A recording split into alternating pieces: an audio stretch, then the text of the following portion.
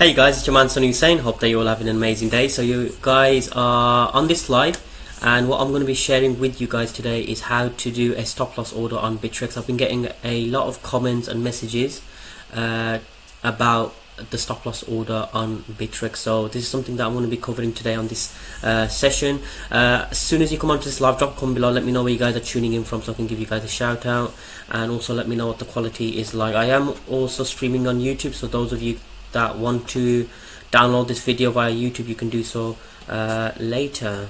Okay, so alright, so I'm just gonna have a look at my phone just to make sure we are fully live.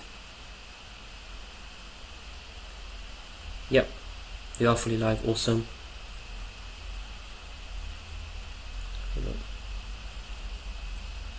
There's 22 of you guys on live. Having an amazing day. So I'm just gonna have a look at my phone. As you can see, I'm on my phone. Okay, so hey guys, great to have you guys on live. So this is how to do a very it seems very complicated, and when you're coming from Poloniex onto bittrex to do a stop loss order, it can look quite technical, especially when you've got price, which one do you do it at, and then you've got limit. Is it limit or default? Is it conditional? Right? So this is what you're gonna do. So for example, if I decided that I'm going to buy, this is ETC, okay? So if I decide I want to buy, say 100 ETC, okay, 100 ETC would cost me $1,523. Okay, that's what it would cost me, ETC. Now stop loss, the way I do a stop loss order is, what I do is I take in consideration the difference between the asking price and the buying price. Okay, so the asking price is the sellers, so you can immediately buy this coin at this current price, and this is how much of it this person's selling. Okay, and then if you move on to the left side, you can see that these are your bids, so these are the prices that people want it at. Okay, now if I buy this coin at the price that everybody else is bidding for to get it at that low price, then I would put bid. If I want to buy it right now, then I would pay a little bit more just to buy it now. Okay, so if I buy it at that current price, I've got nearly what, $1,523. all right, so what you want to do is you want to calculate the difference between this asking price and this bidding price. Okay, and then you get something called the spread, the difference. All right, genuinely I put a stop loss order between 3 to 5%. If it's a more risk to reward, higher risk to reward ratio, then I would quite possibly put it between touching 8 to 10% max. But really, you don't want to be risking more than 3 to 5% of your initial capital. Okay, so if I get my calculator out, okay, don't know if you guys can see this on the screen, but let's just say for mathematical ease, right?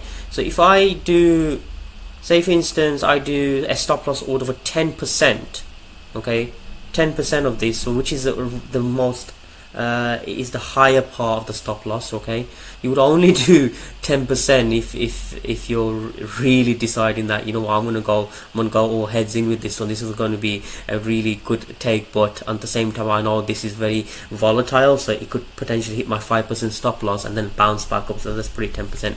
So genuinely you want to keep your stop loss between 3 to 5%. Okay, so for mathematical ease, I'm just going to say I'm going to have a stop loss of 10%, which is 152.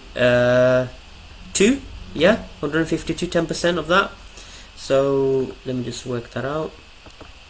Minus 10%, which is 152.3, which gives me 1,370. Okay, so that is my 10%, okay, that I'm willing to lose.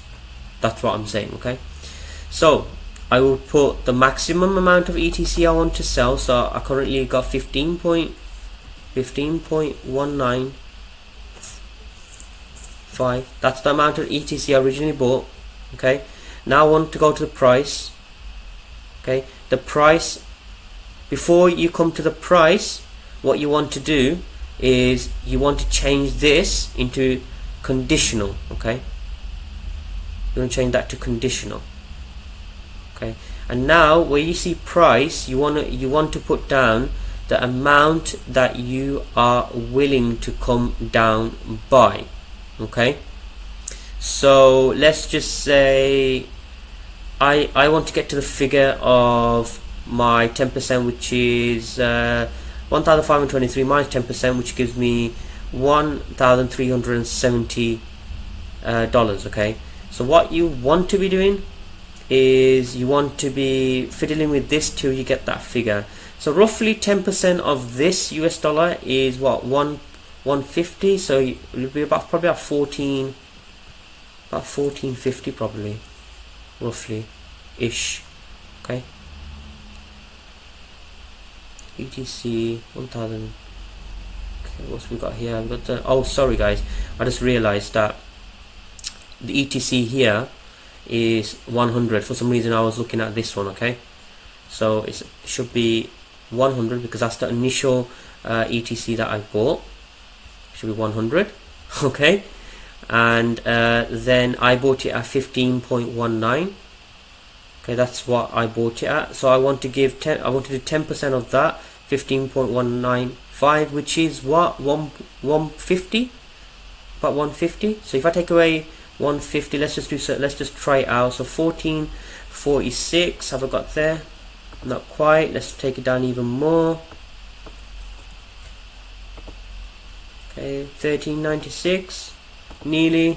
If I do 13.8, let's just say, there you go, that's close enough.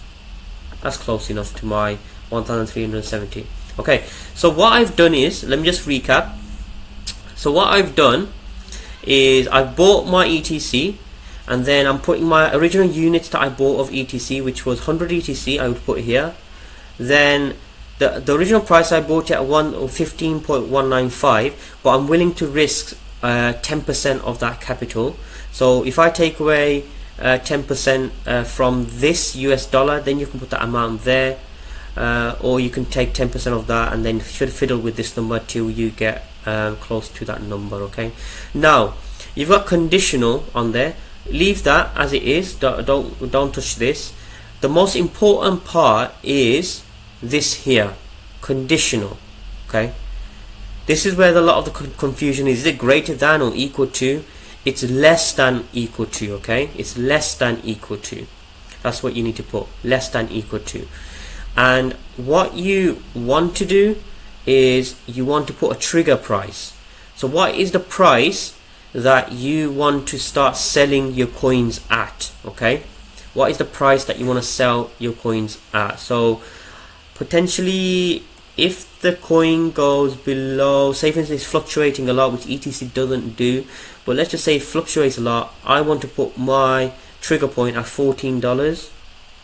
So that's what I will do, my trigger point. This is where it would trigger, and it will continue to sell till my order fills. Okay, this is why you want to leave a nice gap between your asking and your sell when, because what would happen is when your sell order has been triggered, it'll try to fill it in, but most of the time what happens is that you remember you're playing against you're trading against professionals out there, you're trading against robots out there, and you're trading with people that don't know what they're doing.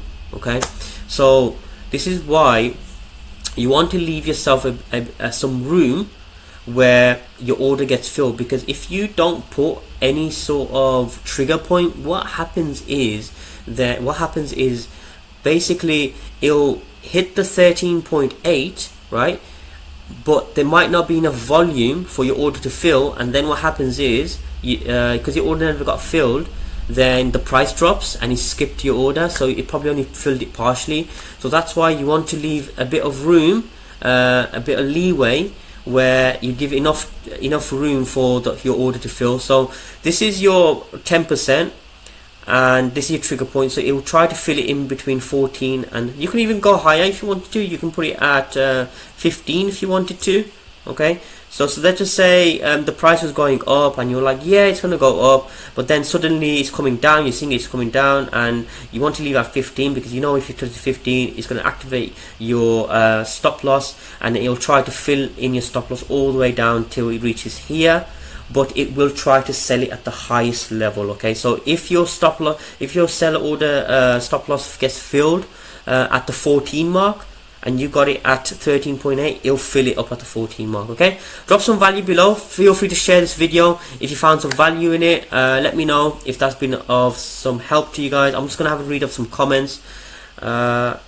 So yep, I am on YouTube as well. I'm streaming on YouTube as well, guys. YouTube saying offline. It's saying streaming from my side. No idea why. Hey Joseph, hey Matt. Let's see if we've got any comments here. Okay, let's see if we've got any comments. Cool. Nope, got some found some value. Alright guys, so that's it from me. I hope you guys found some value, and I will catch you guys on the next live. Take care, and I'll speak to you soon.